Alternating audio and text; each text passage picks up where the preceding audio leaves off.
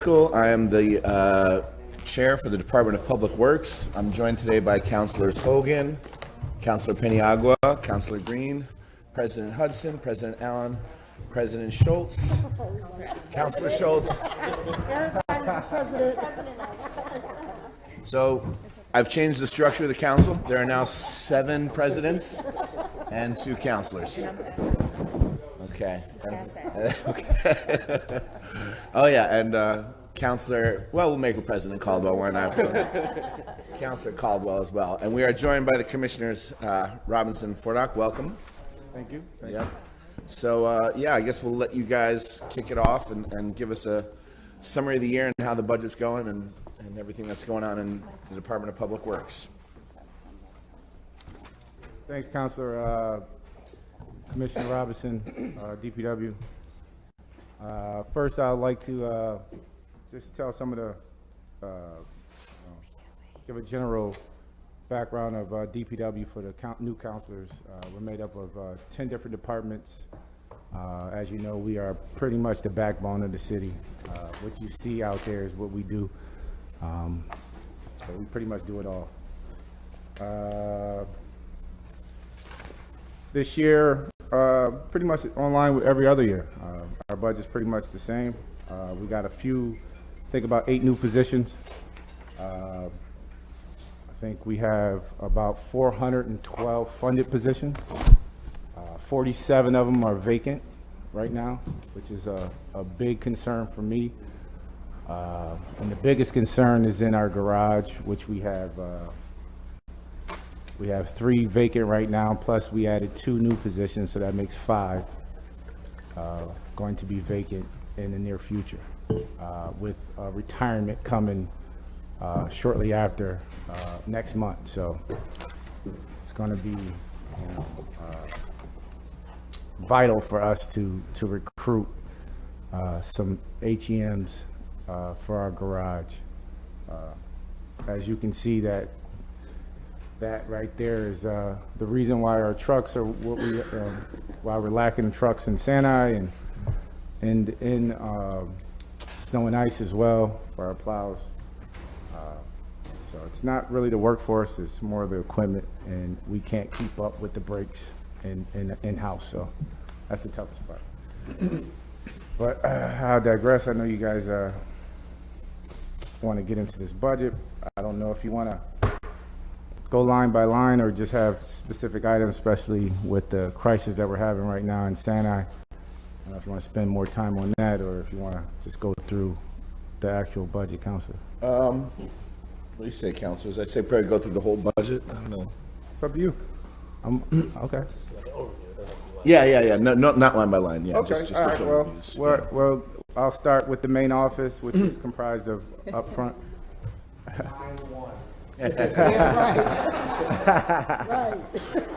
Hey, you're not a counselor anymore. So I start with the main office. That's comprised of just our commissioners, secretary. We have one new position, which is our admin assistant, which will help us, basically a gateway between HR and DPW. As you know, we lost our HR person 2 years ago to retirement. And we didn't fill it, and that kind of like crippled us for a little while with vacancy rates, and so I figured I want to ask you a little bit about your HR position. So exactly what does that person do? So it's not an HR position per se, but they help us with a bid process. The bid process takes forever, Okay. for lack of And better then words. it's funneled back through City Hall? Yes. Okay. So when we didn't have someone there, it fell on us to get that done. And with us doing a lot of other stuff, it kind of took a back seat and positions didn't get filled Okay. in a timely As fashion. long as it feeds back into City Hall? Yes. No, yes. Okay. They're not actually hiring anybody. They're just taking care of the paperwork process. Okay. And that was the holdup. It was the paperwork process. So Okay. And then I'm looking at the same page, 146. With what we have going on right now with sidewalks, I see that you eliminated the sidewalk inspector.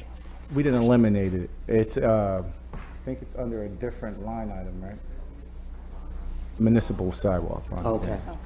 So thank God it's not out of our budget, so. Okay. Anything else on this page? We only have one sidewalk inspector though for, I think there's a sidewalk inspector, and there's also,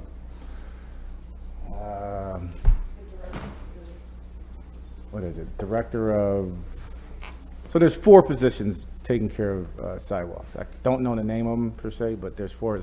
There's Neil, who's the head of everything, then he has someone under him, and 2 people under him. Is it gonna be, I mean, because we know we were having issues with keeping track, is it gonna be a more expedient process?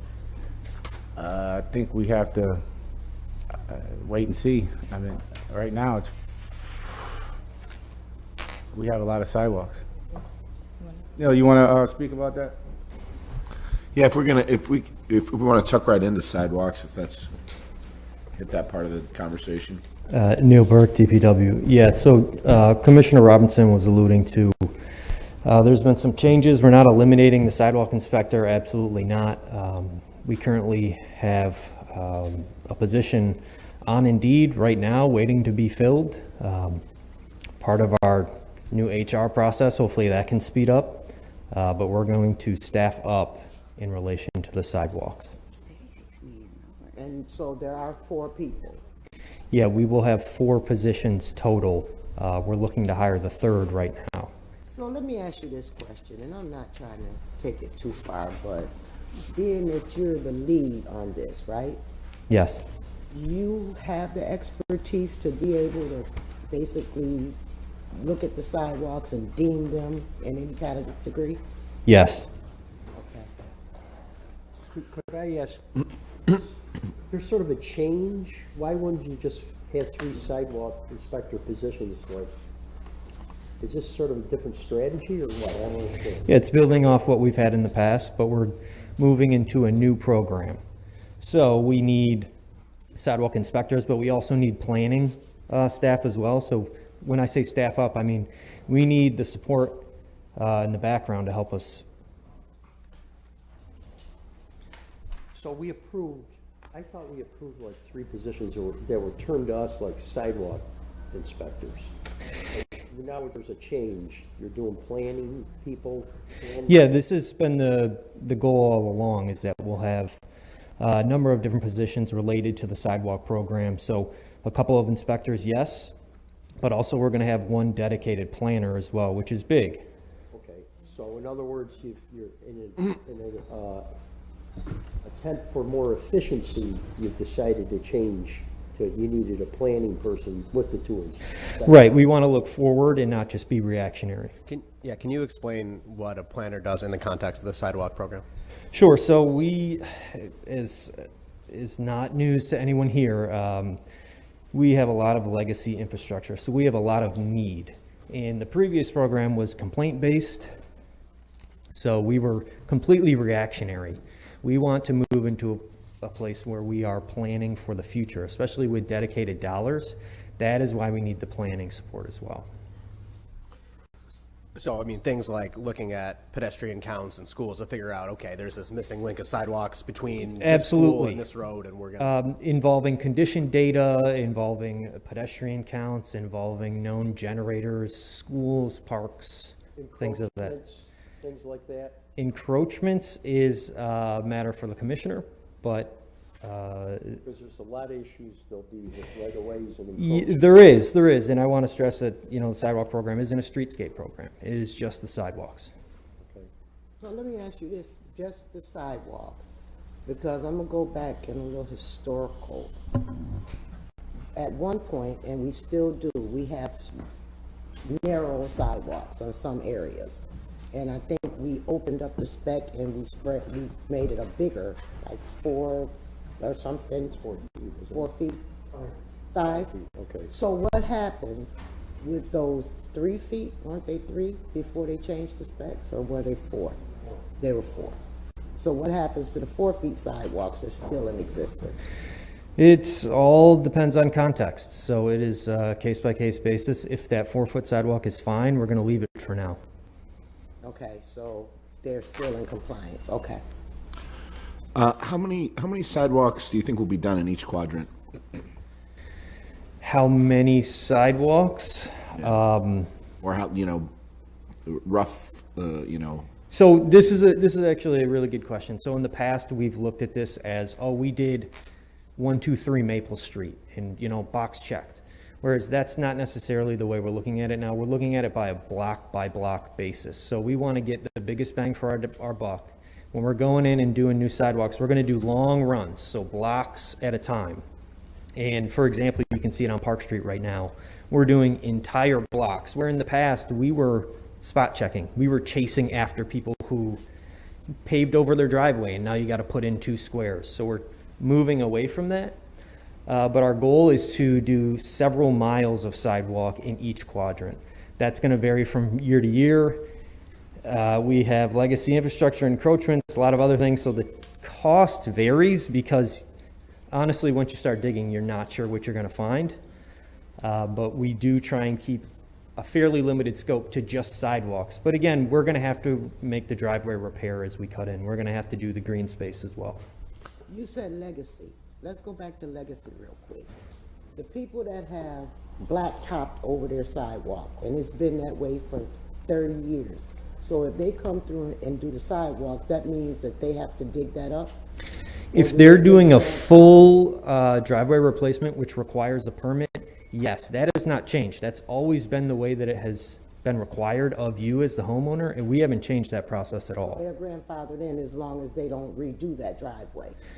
For now, yes, and it's in good shape. But again, we're moving away from punishing people, punishing the individual homeowner, and we're not out issuing citations if your sidewalk is remaining as is or your driveway is remaining as is. And back to where Councilor Driscoll was, I just asked that when you're doing the long stretches of sidewalk, I've been saying this about every project we do, make it equitable. Let it be seen on each quarter of the city. Absolutely, and so that was built into the original ordinance, that the work has to be as equal as possible, split amongst the 4 quadrants. Thank you. And just one last question. I know we have a lot of things to cover in DPW, but could you touch again on you said it's case by case, and what are the determining factors that decide which ones are our priorities? Could you go through? Sure. So I mentioned a few earlier. We have a number of different items that we look at that go from senior centers to vehicle light households to where are the corner stores, where are the medical facilities, where can you pick up a prescription. All of that is layered into our calculations, as well as the sidewalk snow removal program. So we do focus on some of the main streets. We focus on where we want people to be on the sidewalk at all times. But again, we have a lot of need. We have needs spread across the city. We're not going to be able to do it all in year 1. So it's a process. We're not going to stop. We're going to keep iterating. Hopefully that answers your question. So one more question, if I can. You said you want to be proactive about, so I imagine you're building some kind of database and you're kind of triaging and keeping a report card on different areas and sidewalks, and that's how you come up with your plan? Yeah, we look at historical data. We also have looked at where permits have been pulled in the past, knowing that a sidewalk was replaced. We look at all those data points, yes. And you're not doing individuals anymore. It has to be block by block basis, so. So for the long runs, like in the list that you were delivered earlier in the week, yes, that is focused on really long runs. We're also working on new contracts to allow us to get some of the spout repairs as well, some of the smaller items that need to be fixed today. And again, that's not something we've had the capacity to do in the past. We've only had the ability to go out and say, this is wrong, here's a bill for $5,000. So we're moving towards a more proactive approach, and that sort of spot checking is something we hope to have in place for this season. We're working on it right now. Okay, thanks. And Neil, can you explain the which account should be using the funding apparatus for how the sidewalks work? I can touch on it a little bit. That might be a better question for Rudd, but we do have a dedicated account for sidewalks as it relates to both the fee and the ARPA dollars that we've pulled in. And that allows us to scale up the fee over time instead of just turning on the faucet the whole way year 1. All right, should we move on to other DPW issues? Thank Thanks, you, Neil. Neil. Yep. Appreciate it. Thanks. So, next department is environmental service. Okay, before you jump from environmental service, then I'm gonna be quiet. Oh, no. All right, on page 147, I'm looking at the Public Information Fund. What does that do? Because it's very minimal amount, so what does that do? That would be a question for budget. I don't think we have anything in the public information fund. It's all the mayor's office. I don't think it's zero, so I don't know what Right, that does. it adopted for 22. So I was just curious to know what that consists of.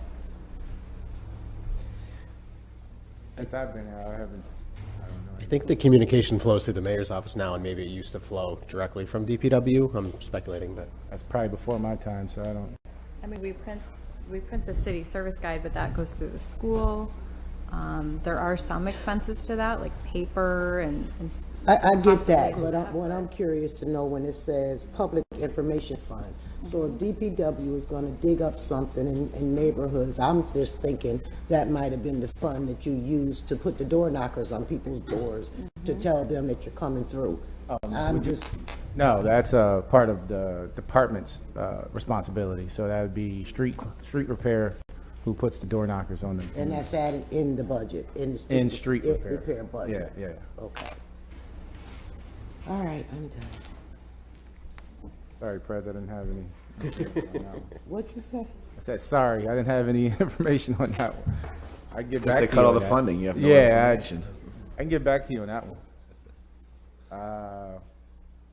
So environmental service, that's pretty much the hazmat team that goes out. If you call me, Counselor Hogan, if you say, hey, there's some litter over on your side of the area, I usually call Andy Jakubowski, who's excellent, I might add. He answers all our calls for that. Okay, don't skate. Okay. I said I was done, but I'm not. All right. Okay, this tires collected, that I know you can't control, but I'm looking at almost 3,000 tires that we are paying to have picked up, right? What are we doing to try to eliminate these folks? Because I know a lot of them are around like big body shops and auto repair shops, and then they'll stick them on the curb. I think this year since we've been here, we've been proactive by working with SPD. Andy works with SPD a lot. We see our big ticket, our big areas that have a lot of tires, meaning like those creekside, right? President, they made arrests on that. We made a I know they Officer have, but I Renee. still see tons of tires sitting on the curb too. Yeah. So that's where my question comes in. on the actual residence curb. You say? If I went down Geddes, I went down Midland, they got like 7, 8 tires piled up on the curb. So this is a small team, so we try to get, be proactive and go out and get So tires. can those cameras see who's putting those tires out there? Yeah, and we've caught a bunch of people. Okay. So we do, when we get those areas, we usually put up cameras in those areas and we try to catch the bad guys, but Okay, I'm gonna knock all mine out real quick. Okay. I don't see TVs in here, so, because I know we still pick those up too, so where is that at? that's probably gonna be under street cleaning. Okay, go back to ramps cleaning. No? I'm not sure. No? I'm not sure where it is. I think it's probably gonna be under street cleaning. Okay, well, when we get to it, you can tell me.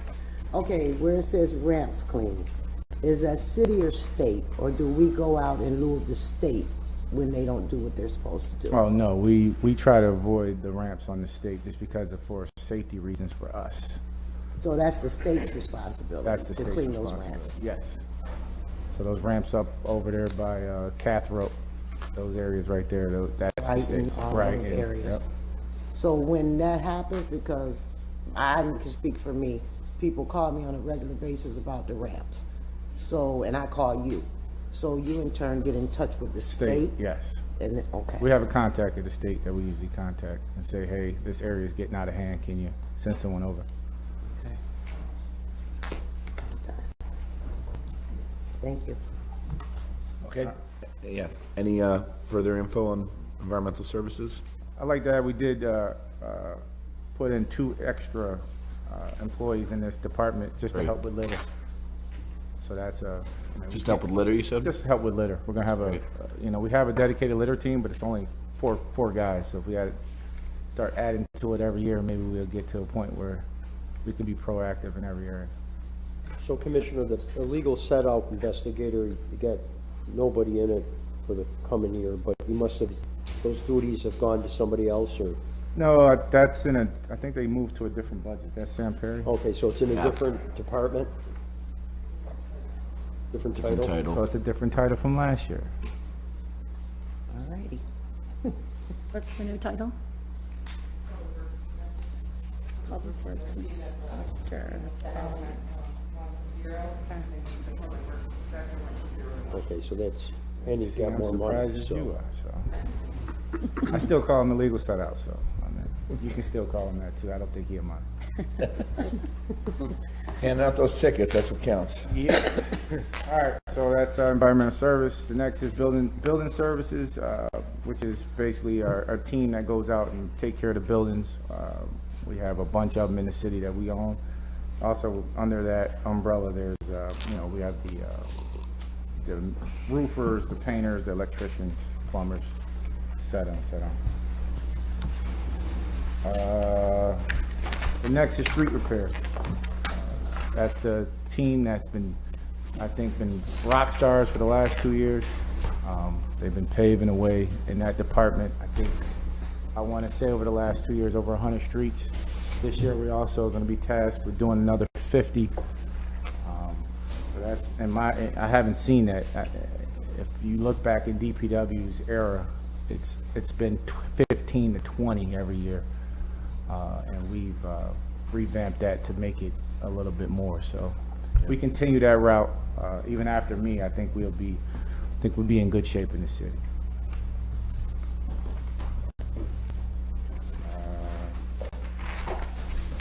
And how were you able to increase that? We just moved more of the budget there, more attention, more staff, or? No, as I looked at it, we spent a lot of money on curbs. I mean, Councilor Green was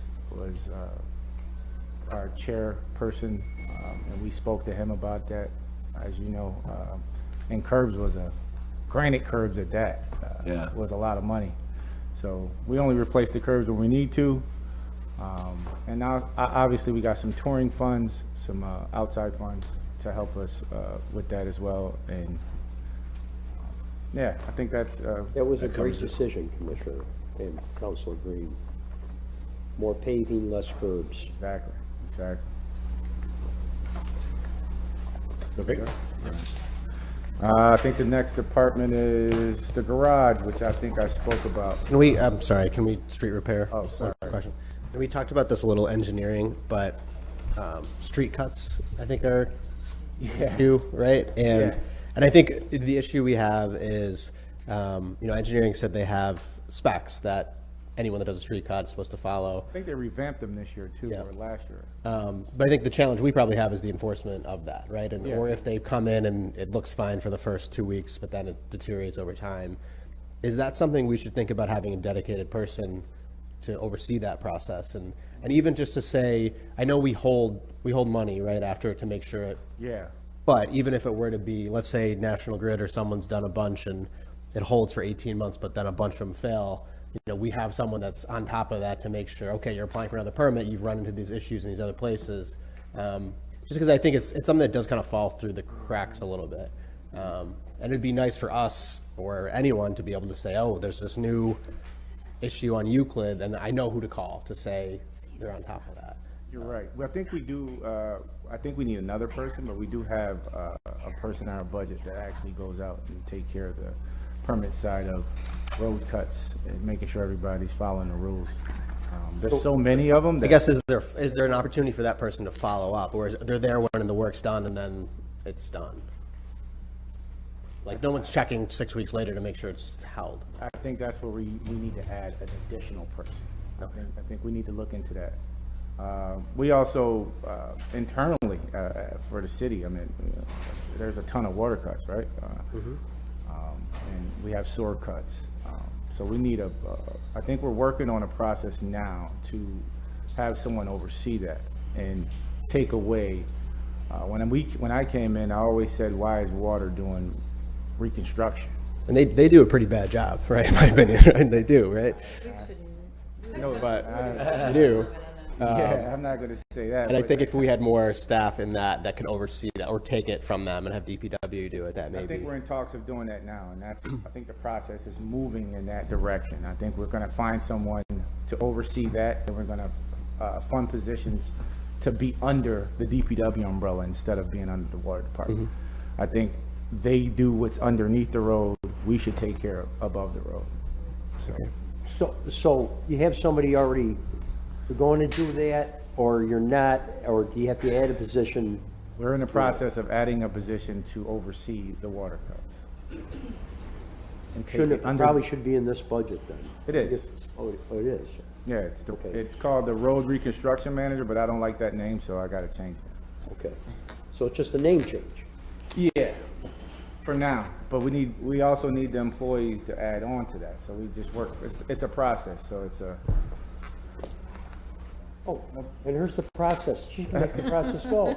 So just to clarify, so as Commissioner Robinson said, we're in the process of trying to, as he referenced, have DPW in charge of the restoration of the roads. Water, their expertise is what's under the ground. DPW is the expert on what's in the roads. And so we do have a position in here where we will be having a staff person move to DPW to oversee how you navigate that, both from a budget perspective, but also a labor perspective. How do you have people who are paid for and work for the water department that need to do those temporary road restorations answer to somebody from DPW? Or do you move all those people over to DPW and then DPW is paying for the cuts that water made? And so how do you try and figure that out with the water fund and DPW's budget?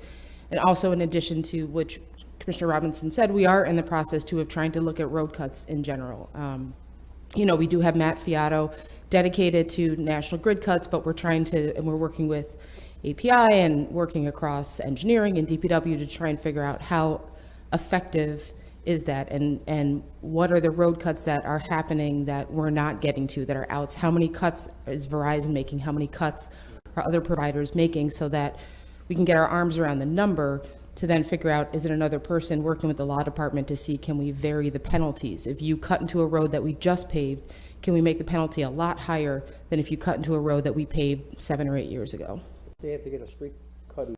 They do, they do. Just count them up and figure it out, maybe? What's that? Just count them, how many they have to. Well, I mean, given that, you know, does everybody who cuts into our road get a permit?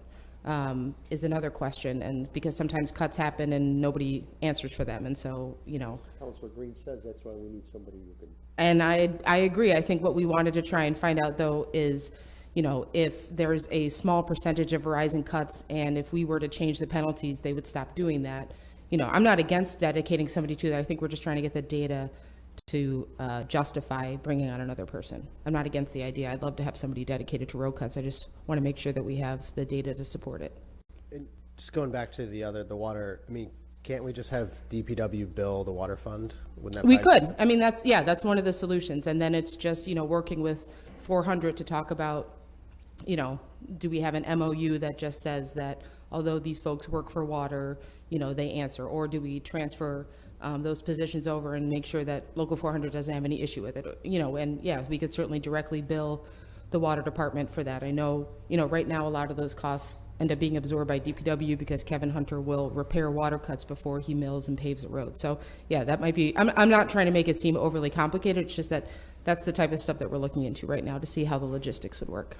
Well, What? not to belabor this, but we used to have a lot of city staff at the airport. And when city staff would get charged by the aviation enterprise fund. So I mean, he could be in charge. of Absolutely. water And then charge back to the water fund. He could.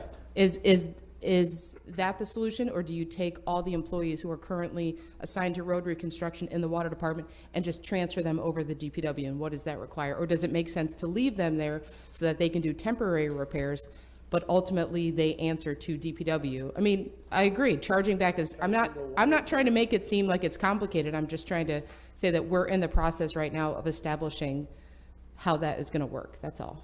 Yeah, not trying to make it seem like it's an insurmountable challenge. This this is arching over everybody, because we're talking about DPW and water, but like you said, we got National Grid, we got Verizon, we Yep. have all of those. Yep. So when they do the water cuts from Grid and Verizon, who goes and put that patch in there? It's not them, right? When Verizon or National Grid make the cuts, they do. It's on them to repair it. And, you know, although we are introducing, and as engineering talked about, new standards for road restoration, we're also dealing with years and years of not having that standard. And so, you know, And I hear you, but that is bad practice, because they're gonna come in with the cheapest material possible. That's why we had those sinkholes, because we're letting them patch our roads. Oh, no. yeah, I mean, and, you know, and some of them get creative in that, you know, if we say, well, if you cut 18 inches, then you need to restore the whole lane, and they'll do 17 3/4 inches, you know, and so we've learned to try and make the standards so that they can't get around it. I'm not trying to malign National Grid or Verizon, but I'm not trying to tell you your jobs, but why can't we basically let our crew do the right repair and charge out Grid and And- charge out right. Verizon, so we stop having all these? and that's what engineering is looking into, that if you don't restore it properly, then we'll do it and we'll bill you back for that. We know they don't. All we have to do is look around the city. So Right. let's stop giving benefit of the doubt. And Sure. let's just start making people do what they're supposed to do Sure. from the beginning. Yeah. So we're not coming back on the back end. I agree. I mean, to some degree, it's a resource issue, because if we were to go and repair everybody's cuts all over the city, you know, then we'd need the resources to upfront that to then get it back. But I agree. I think if, you know, if folks can't do it the way that we need them to do it, then we'll do it and bill them for it. Okay, now I'm going to be quiet.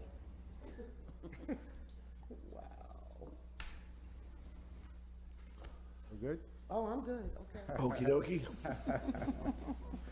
All right, so next department is the garage. Obviously, I spoke about that.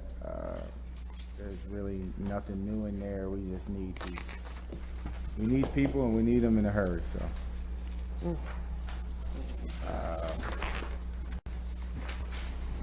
Next department is snow and ice. Pretty much self-explanatory, but. Just real quick before we move on there, Jeremy. So if we approve, I forget, is the contract completed yet, or is it still? It's completed. Okay. We voted Signed, that? Yeah. voted, 400s. everything's good. You want to talk about mechanics in that? Yeah, I mean, So we had to, do you want to? You sound like me, Corey. We're meeting on Tuesday with Local 400 to talk about how to address the mechanics. okay. Just as long as I. Yeah, and the contract obviously has been voted on, but the council will be voting on Monday, which would be the, you know, final step before the mayor signs it. And I know I still owe budget numbers, and I'll get those to you today. Good, all good. Yeah, just wanted to check in on that.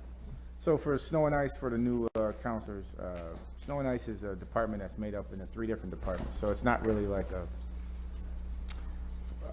a department that you can bid on, but it's a budgetary department that we have to budget for. But there's 3 different departments that go into that department, which is sewers. Everybody from street repair. Obviously, we don't repair roads in the winter, or we should, but and street cleaning. So those 3 departments make up snow and ice, and it's a 2-shift operation. Night shift starts around 10 o'clock. And here's Sani. So we all know that Sani is a big problem right now. And I think the biggest problem is equipment. We have 10 vacants in Sani currently, 5 drivers, 5 laborers that we're recruiting heavily. I think we have applications in, and we're just reviewing. Obviously, it's a process, obviously. But the biggest problem there is equipment, right? We have, at any given time, 10, 12 trucks on a 15-route trash system and a 9-route recycling system. So that means you have to have 15 trucks, supposedly, to do trash, and have to have 9 to do recycling. We have 12 to do both. And if you put, and we got, 80 to 89 people in Santa, we can't just put 12 people on a truck. That's not safe. So we just have people laying around that we don't have things for them to do besides litter pick, right? So they go out and litter pick, or if people don't come in, they sub in. We tried we tried everything, right? We tried outsourcing work for the trucks. So that's in process, but that's a process that they can't get them back fast enough for us. We tried the 2 shifts, right? A night shift, but the dump closes at 4. So when we work past 4 o'clock, we're just packing out. And then we gotta go home after that anyway. So in the morning, when we come in, the guys gotta go straight to the dump. That takes an hour. Come back and then go to their route. So they're not starting till about 7:30 when they come in till 6. So that's kind of, robbing Peter to pay Paul, right?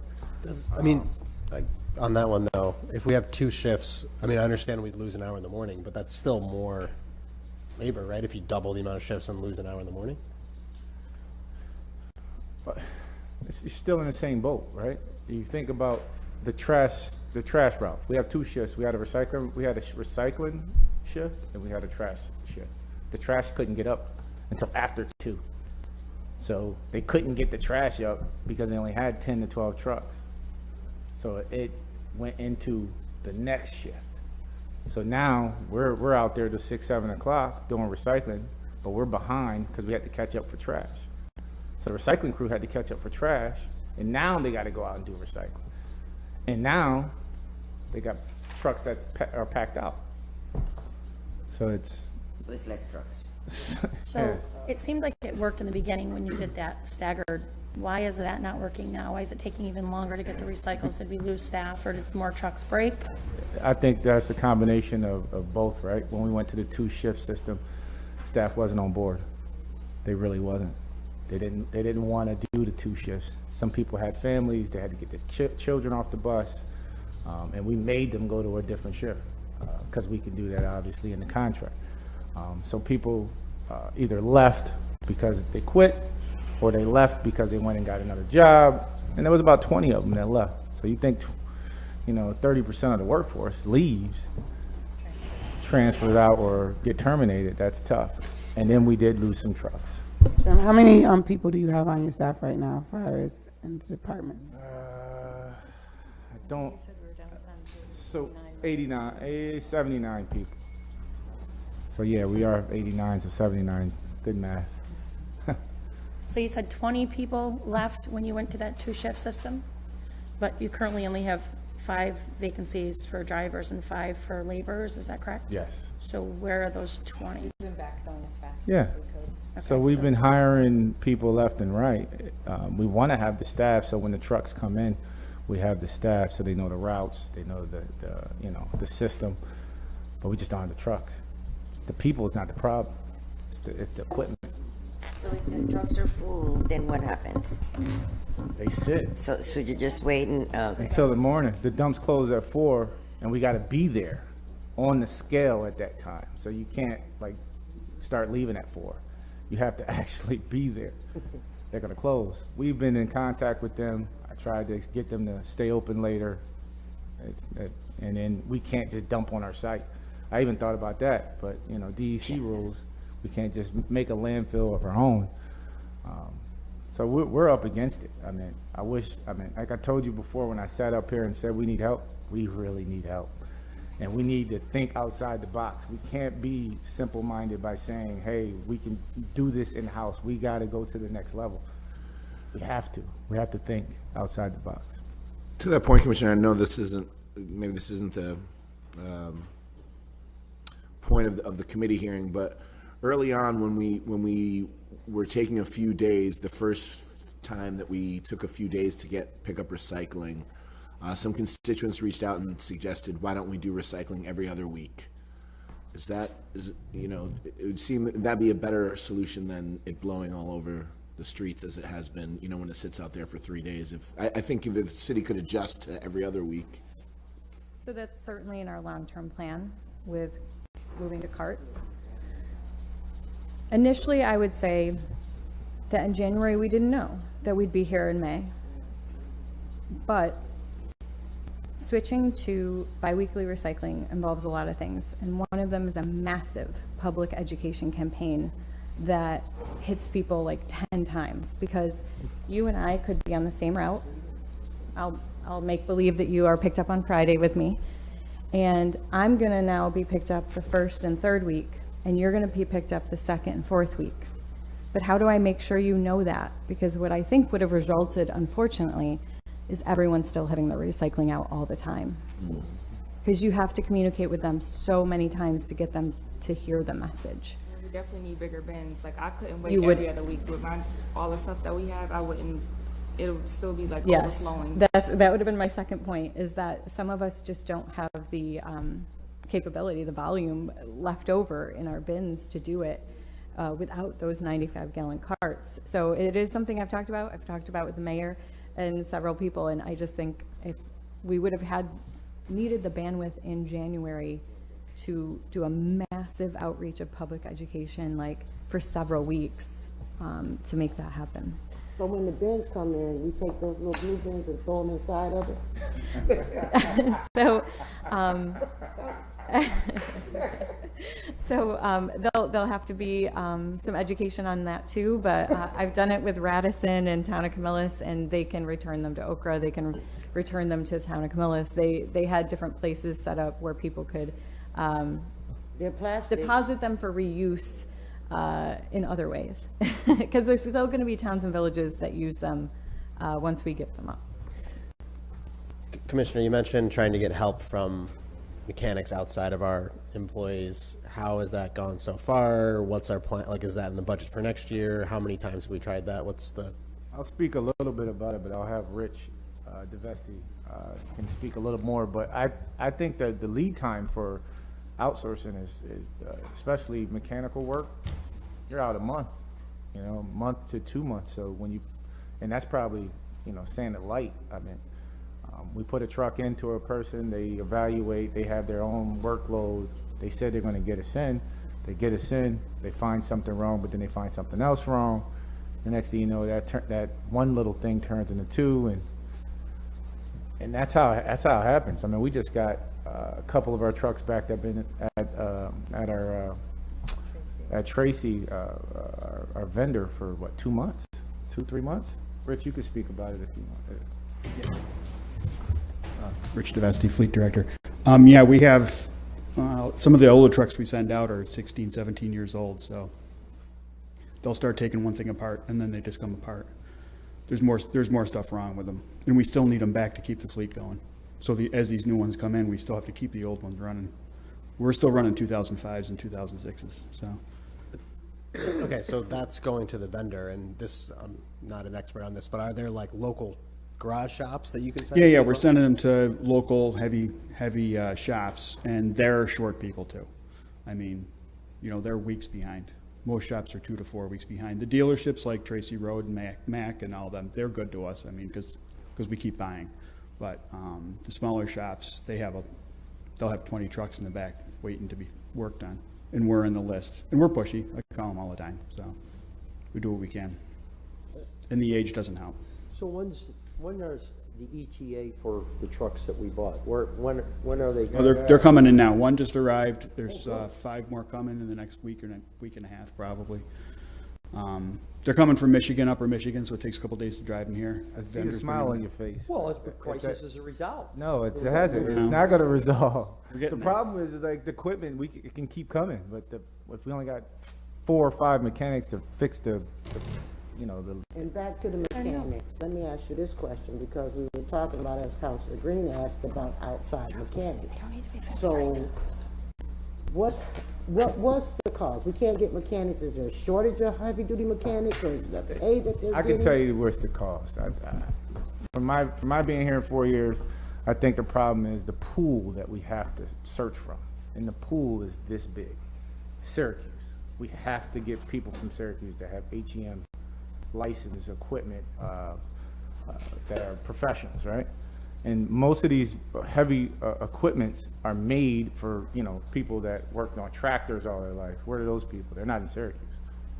They're outside, outskirts, and we can't hire those. people because they don't live in They the ask city. for waivers for everything else, right? Like, We can open it up if I'm you just want saying. to. I mean, that's another conversation. I'm open for that, but I'm But just, even as Counselor Allen said, the waivers, what's the money? How does the money stack and that's up? where we're having those talks next week with mechanics, because right now, they're getting paid in the state and the county like $10 more than what we make. So wouldn't that be a So good use of where would you, ARPA? if you're a guy that's coming out of BOCES, or a woman, sorry, or a woman that's coming out of BOCES and they want to work on trucks, you're not coming to the city. The long years of, the 90s, the 80s, where, you're the sole breadwinner of your family, those are gone. People are looking for money. They're not caring about pension and benefits anymore. They're caring about the bottom dollar. So $30 sounds more attractive to a 23-year-old kid than 19. Are those agencies, have we tried to see if they would help us temporarily with some of our equipment? This guy right here is probably one of the best hires we had in the city, and he works with them. I go to meetings with the state and the county all the time, and they're short people too. They're barely able to keep up.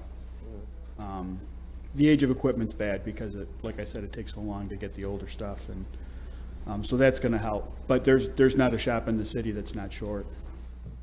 There are no mechanics around. So what I'm hearing from you is basically that it's not really about money because everybody's short. Everybody's short, but we're not competing. I mean, the state's starting at $26 and $27 an hour, and we're starting at 19. So, It's a lot over 1 week. so that's a lot of money. yeah. We have a little ways to go to get even competitive. But we're looking at it, right? Oh yeah, we're working on it. We have a meeting Next next week, we week. got a meeting next week, and I think We're working on it it's all gonna the be a time. good meeting. I think we're gonna get somewhere, and hopefully we get an agreement with the union. I can push that forward to you guys, and I think we'll be okay. I mean, going forward with mechanics, it's just gonna take a while. But right now, we're in a rut, and I wish we could, brainstorm and get this, solved, and we've been trying everything. I've been trying everything. I go in 5:30 in the morning, speaking to the guys to make sure if they need something, what do they need? I mean, they're beat up, right? They get out there, they're on 12 trucks doing what they should have 24 trucks for, so. And Skeeter, I know Skeeter, you know how to work on them. They be in the tree, pulling them out. All right, Kelsey, ready to move on? Yeah, sure. All right, so I got street cleaning. Did you find the TV? We will get the TV number to you, Prez. I don't know where that line item is. I apologize.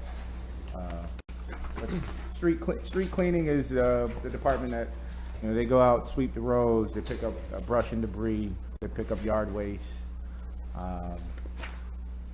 So that's that department there. We added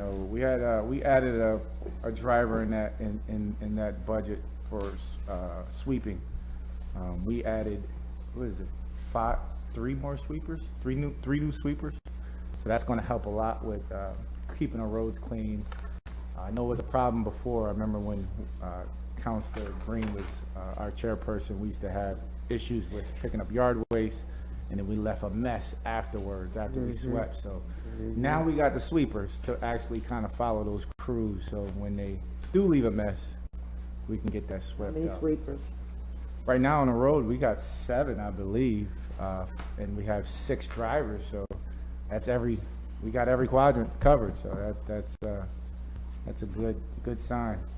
So wait, can I ask you a question? Yeah. So like with people putting out like the branches and stuff like in front of their homes now, when the trucks come around, it kind of digs into their yard. So I know they can't put them like on the side of the street. So what do y'all suggest? Because then the homeowner has to go back and now try to fix the grass. Is there I think a that's an solution for that? operator issue. I mean, that's nothing that residents are doing. That's something that we need to start, we got new drivers, we got new people in our department. The retirements of 2020 really has killed us for the last 2 years, and we're starting to. So it's just a matter of teaching your Yeah, staff how to yeah. properly And pick it up. They supposed to have laborers that rake that into the road so they can Okay. get that. So that's on us. Okay. That's something. Commissioner, I have a question. So sort of the backtrack. I know you said with the mechanics and you can't get people because of the different pay, right? It's a $10, $11 difference. What about in your other departments? Is that the same thing, like, as far as, No, I don't see us having issues with,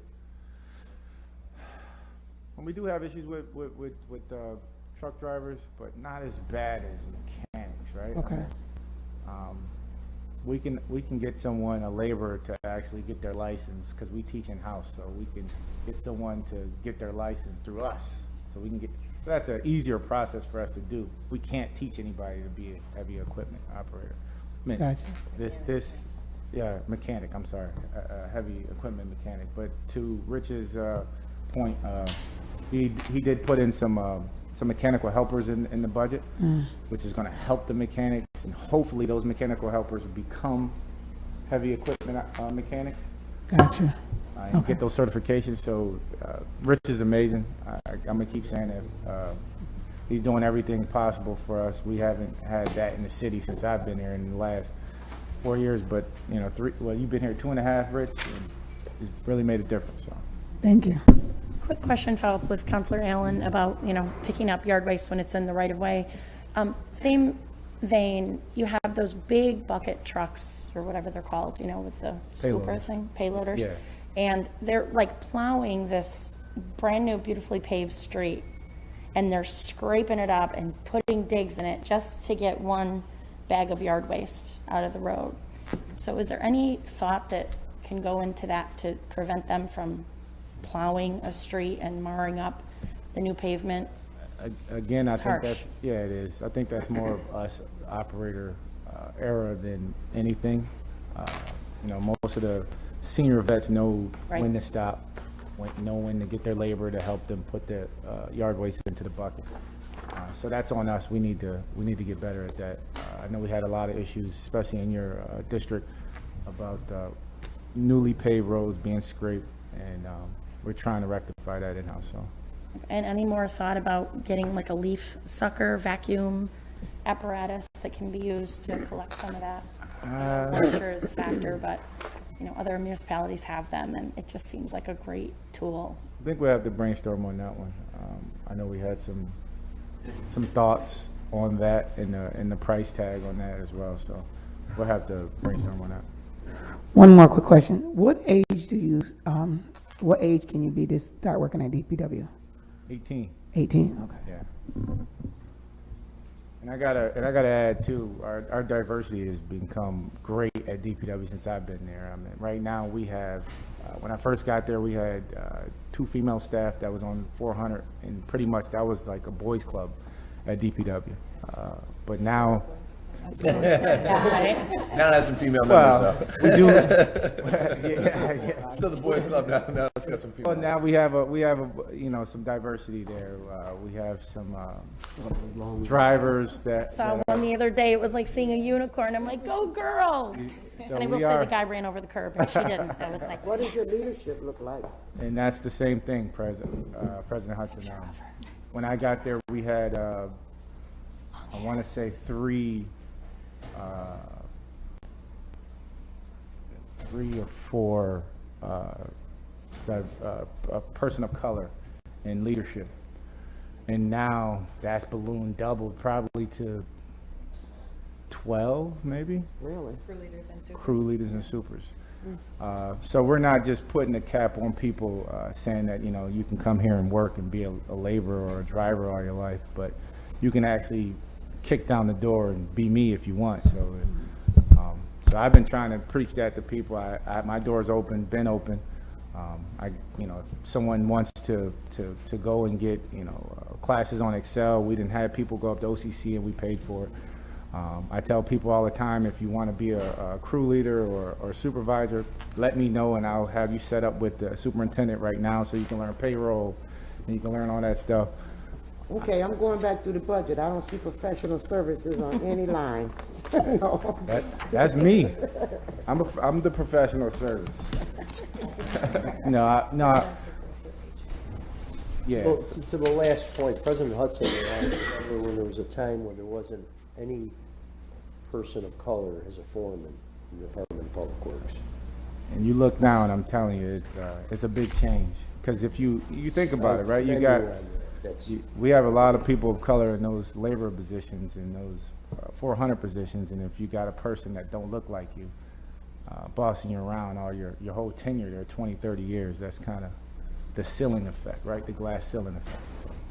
So What about women as well? I know Ann is here. How's that as well? it's great. I mean, we haven't had a crew leader yet as a woman, but I'm open to whatever. I mean, if anybody want to become a supervisor, we're always open to change. So. And I'm asking that, Commissioner, because I think, as people of color, that's the same answer you will hear anywhere, that, if they want to become leaders in this position, we are open. But really, that really doesn't solve the problem.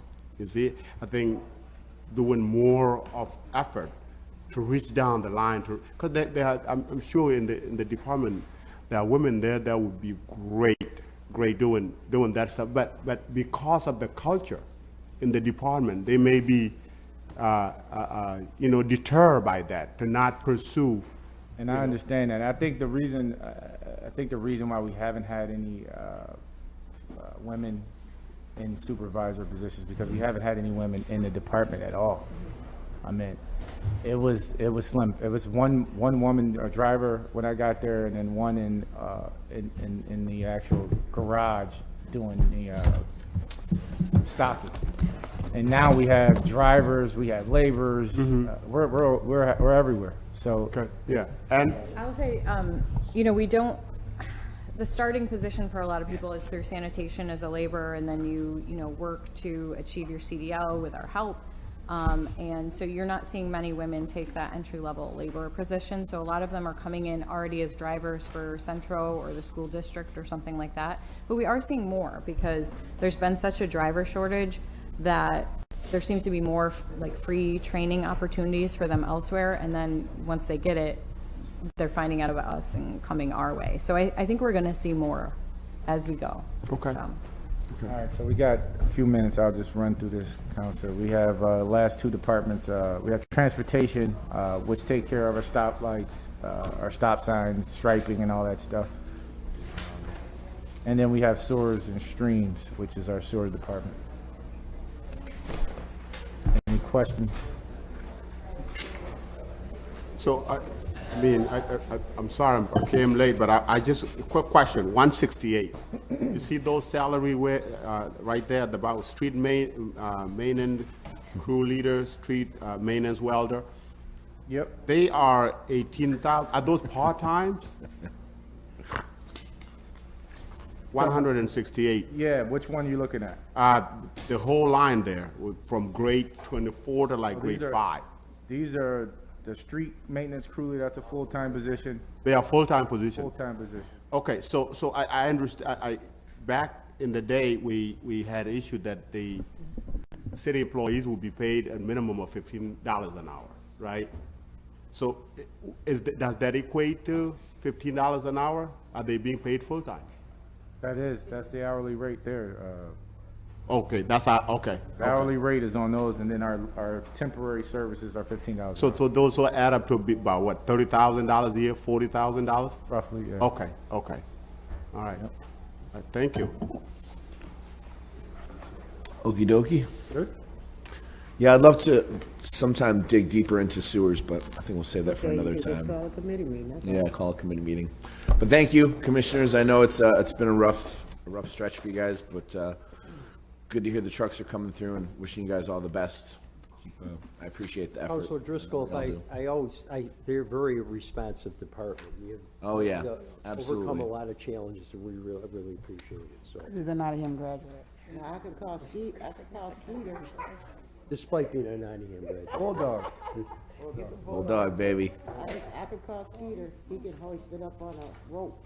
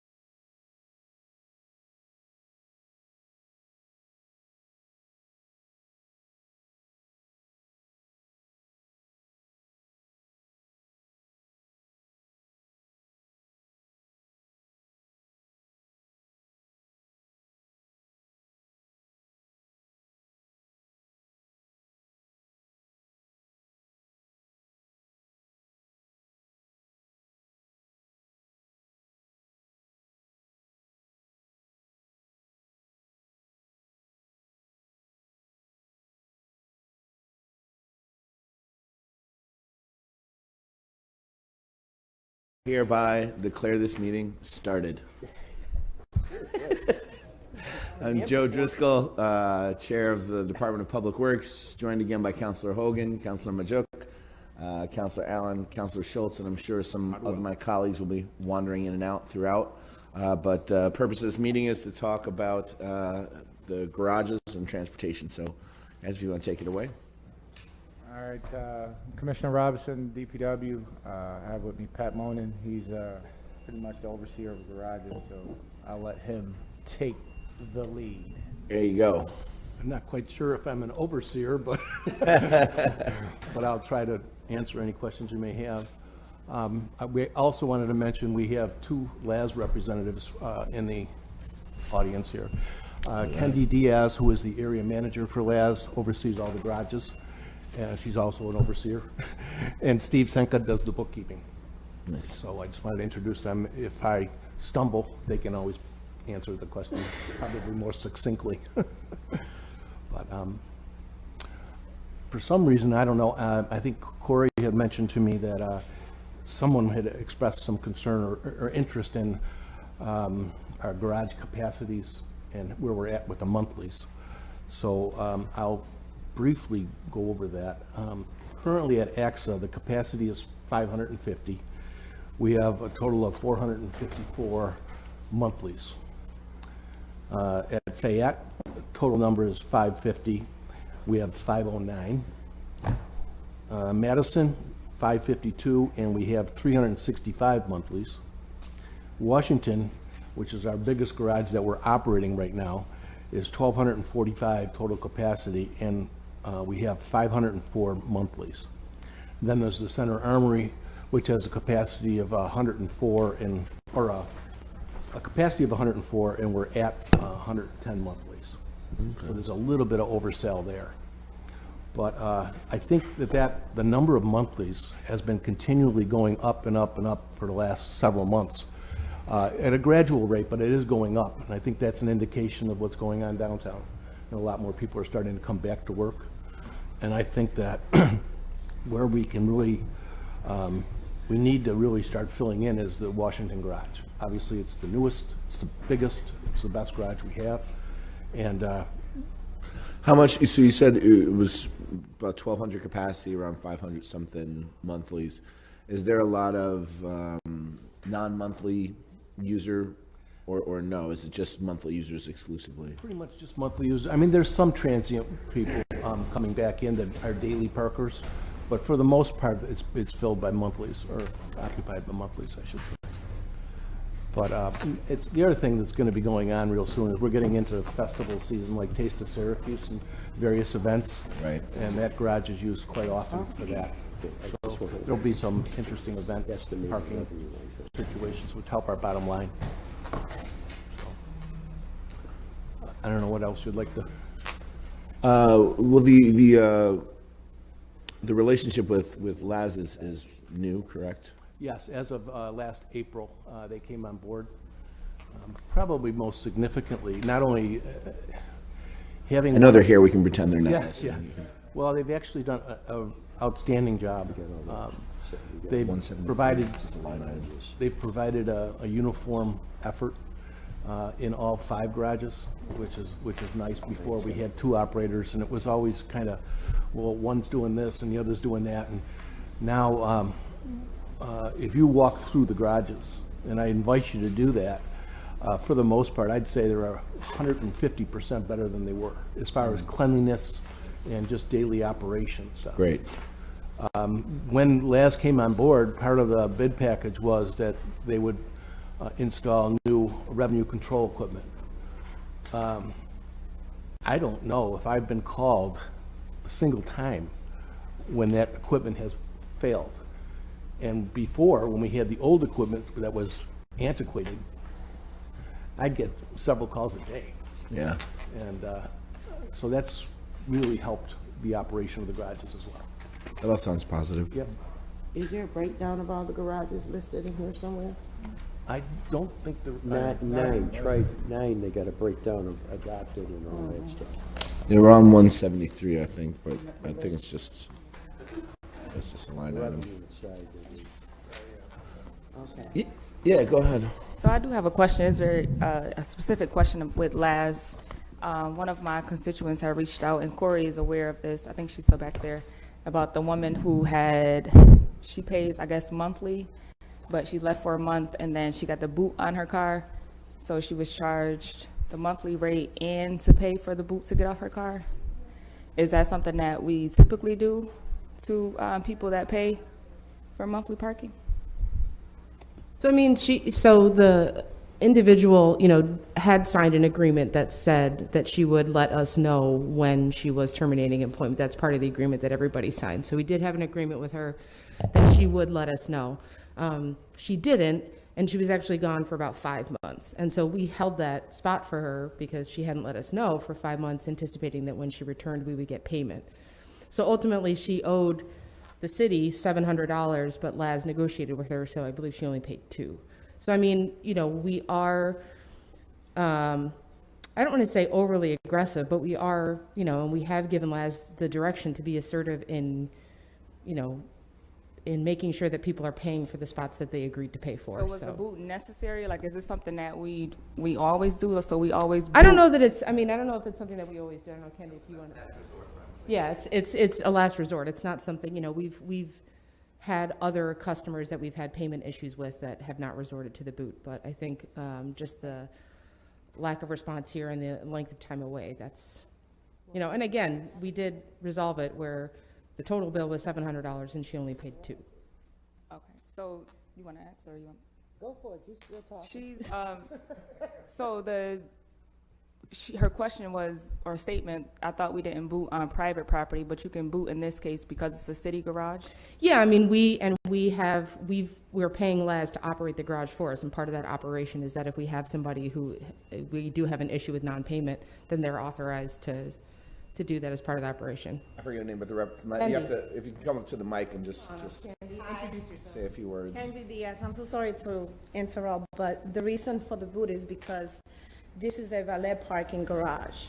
The customer has the key, they can drive in and out, so this is how we guarantee that we're gonna get the money from them. By booting? So do you guys, this is a practice that you do This is often? a practice that we do not only here, but we also do it throughout the nation, all of the last locations. Since the time you've been in that garage, how many boots have we put on, do you know? Only once. Just hers? Yes, everybody's really good. And she was notified.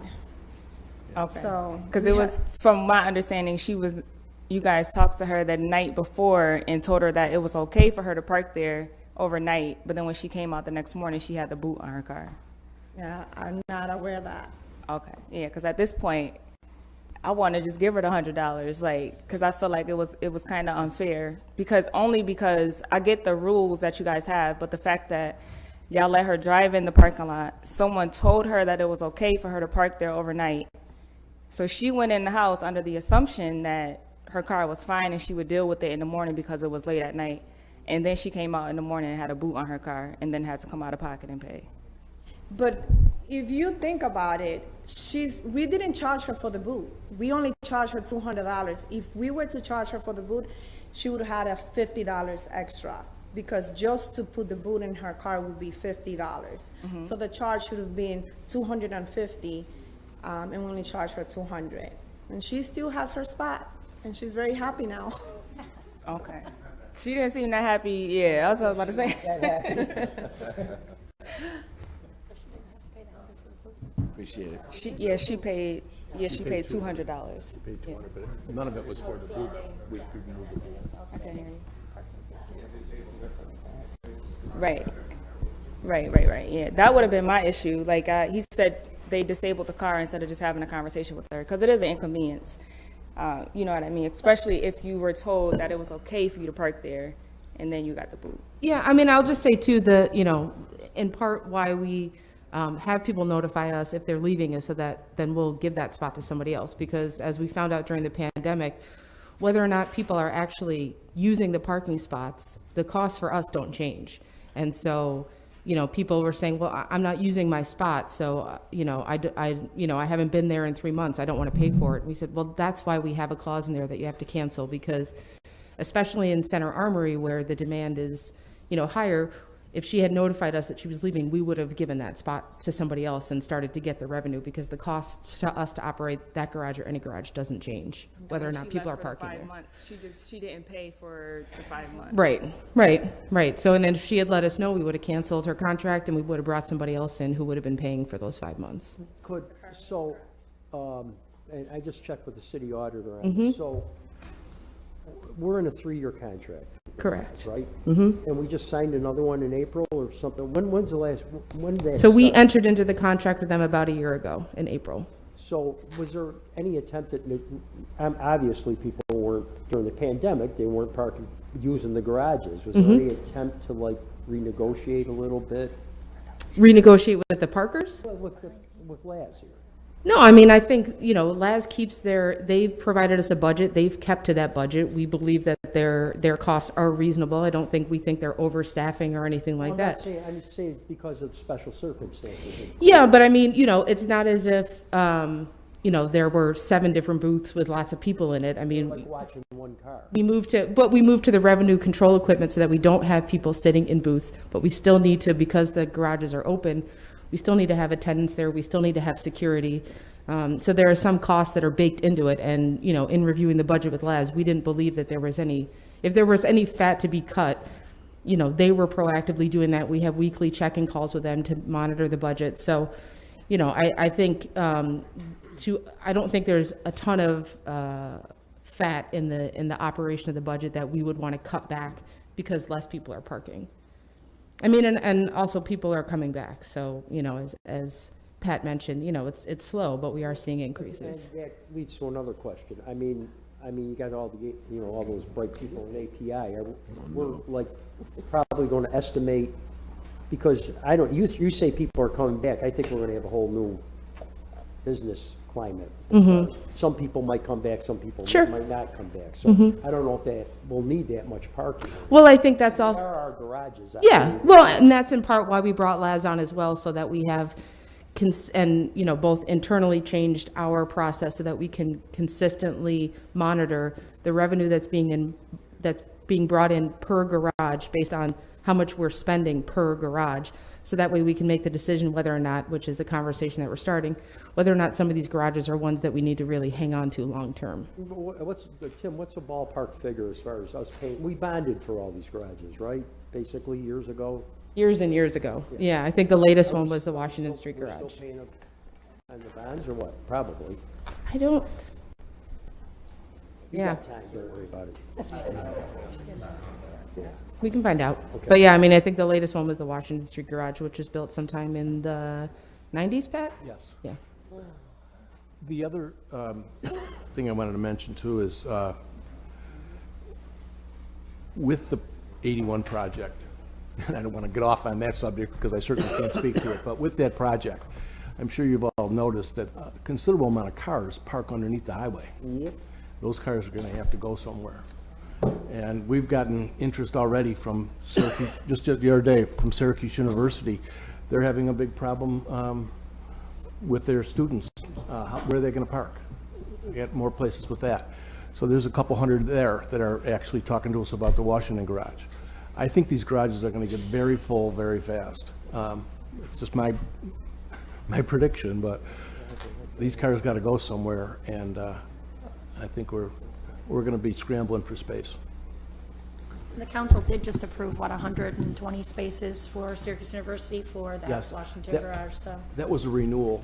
They started that a few years ago, but I'm glad to see they're back. And I wouldn't be surprised if they asked for more. A lot of the concerns with the garages too center around a lot of our agreements, like Syracuse University agreement.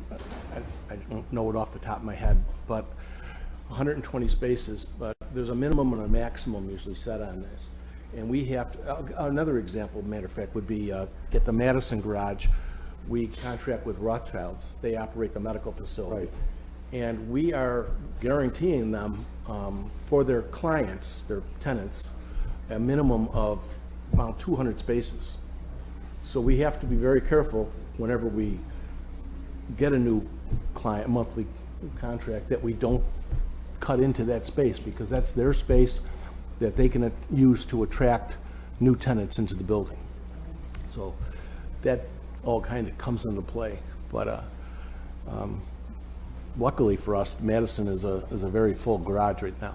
How do we handle residential people who live down here as far as parking goes? The only garage that really pertains to is the Center Armory, because they have people living upstairs, and those people all get spots in the Center Armory.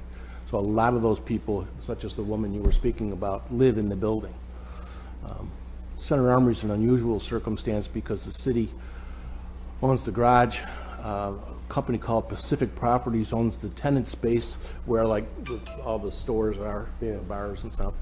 And then there's the tenant association, which owns the upstairs level. So we have no agreement with any building as far as parking goes for any of the garages? No.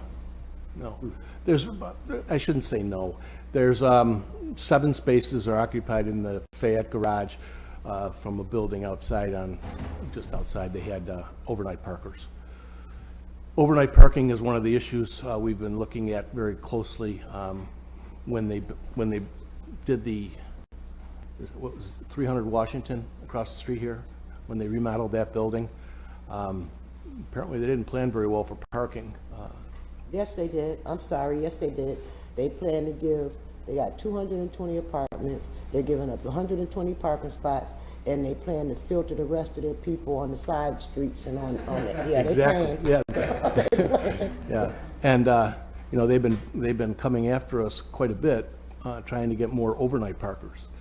We've been able to accommodate to some degree, but the concern is that if you have a very full garage and you put overnight parkers in there, well, all the people coming in the morning need to, that usually a garage is, that's when their busiest time is. Sure. All the people who come in the morning that have monthly agreements with us need to have places to park. We've guaranteed that. If those overnight parkers aren't out, we've got a problem. So we're going very slowly at that. Currently, there's about 37 total parkers that are overnight there.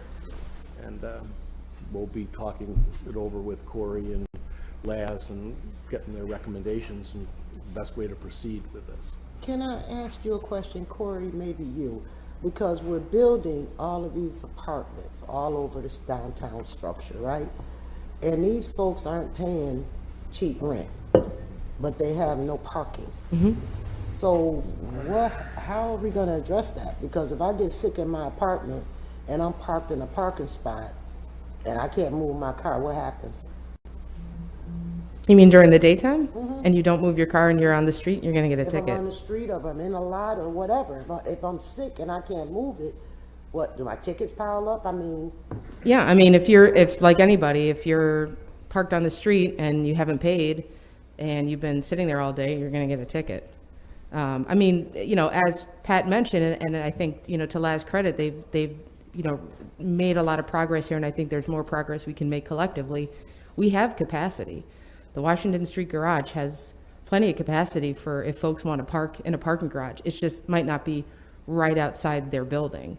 But because I know New Jersey, they give people pay for like a permit, a little ticket that they can park on the street, but they put the ticket in their car, and I think it's for a month at a time. Have you ever thought about maybe doing something like I mean, I think the challenge there is that the idea for the downtown parking is to get the turnover as people are coming into restaurants and businesses. And so we don't really want people parking there for extended periods of time because we want to get the turnover so that as people are coming to appointments or coming to restaurants, there are parking spots available. So, you know, Les has made a lot of contacts with event organizers and things like that to try and promote that we have capacity in our garages for people, and maybe that's something that we need to pursue further with the downtown committee for these residential folks that, you know, and you know, as the revenue control equipment and as we make the upgrades in terms of security, that we can offer more overnight. You know, Washington Street Garage certainly has the capacity to take more parkers. And I appreciate that, but as Yeah. a downtown liver, thank God I have a parking lot. Mm-hmm. But again, if I'm paying that kind of a rent,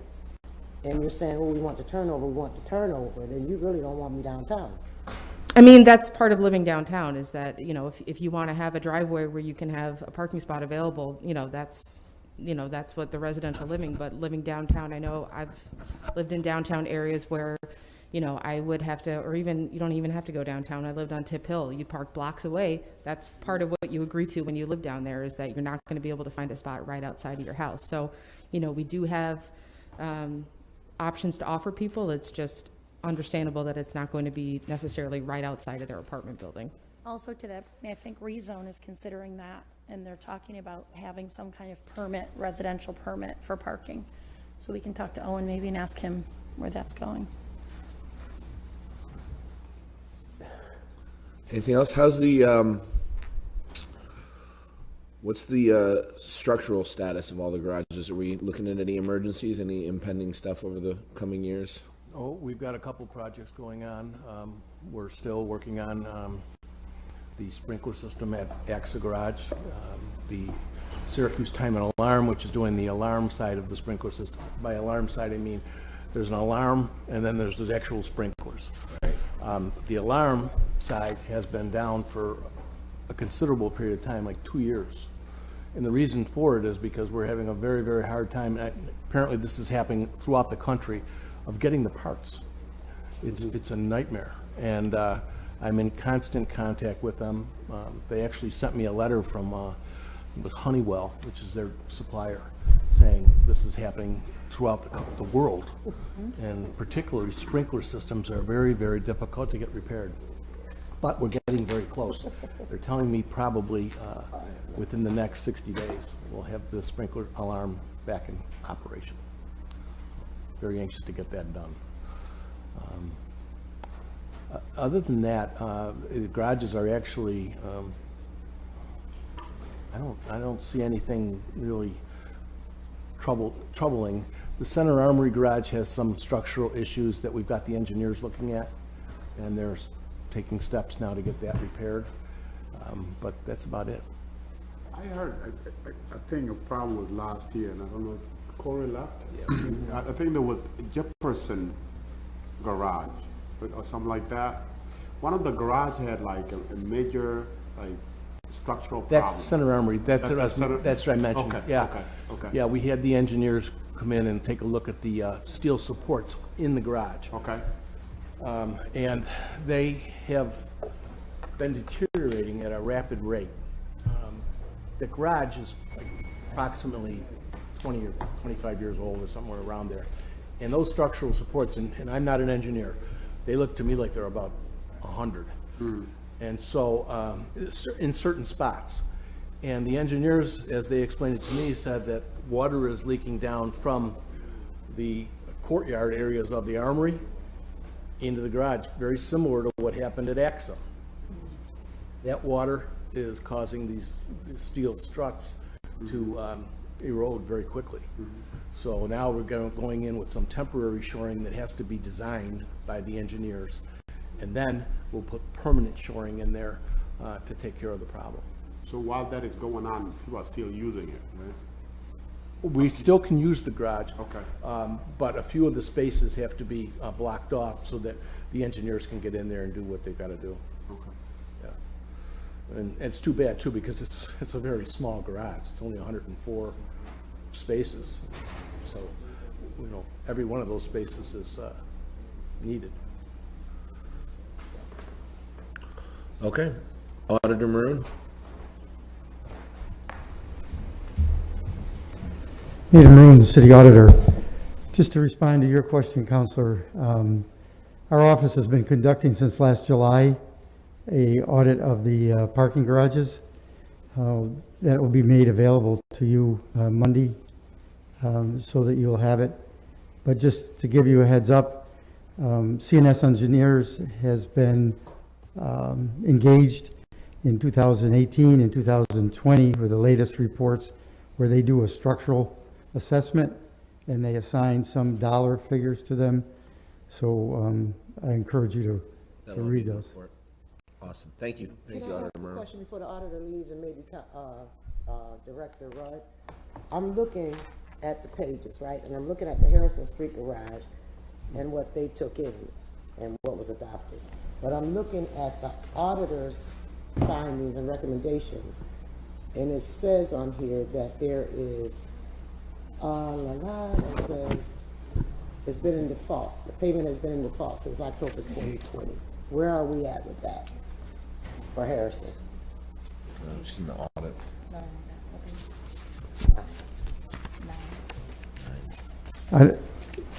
So the Harrison Garage is not part of the LAS contract, just to be clear. The city, at the time of the renovation of the Hotel Syracuse, engaged in a contract with them to lease the Harrison Garage. And there was a contract drawn where they would make payments of $33,333 per month. And as of July of last year, that rate was to go to $37,500. Over the course of the last 18 months, roughly, there's been only, I believe, one payment, and the arrears amount is $765,000 owed to the city. And I can't answer for Director Rudd, obviously.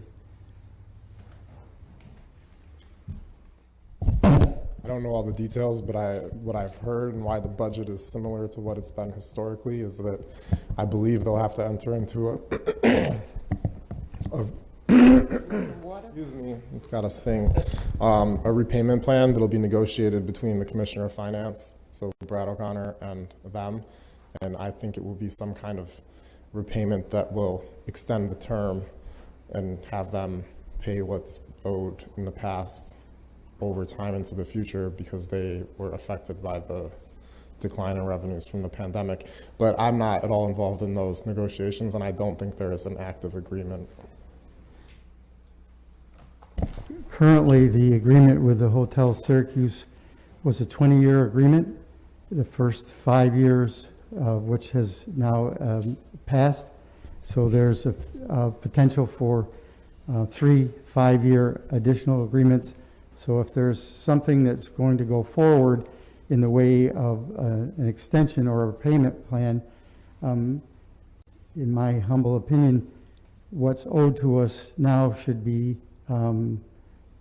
addressed initially before there's any extension granted.